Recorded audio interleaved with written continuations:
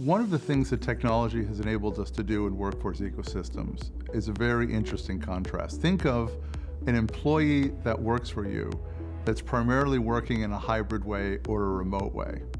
And then think of a contractor that's also working for you, that's primarily working in a remote or in a hybrid way.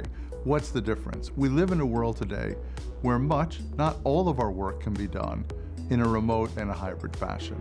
The ability that we have to use collaborative technologies, collaborative meeting technologies, collaborative work technologies to move work product around, to share content, to share code, to share different project deliverables, enables us to work virtually.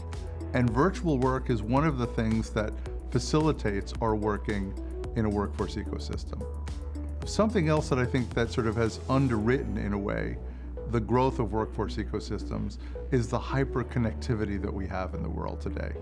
Whether you're working with members of your team in the US or India or anywhere in Europe or anywhere in Africa, connectivity allows us to work both with our own employees and external talent of all different types in real time and to share information, and even in a secure way.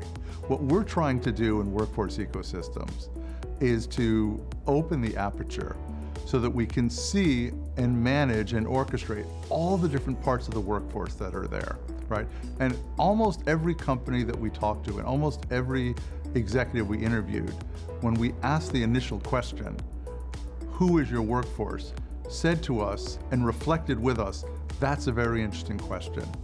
And their starting point was, in some way, our workforce is much more than our own employees. We know that now.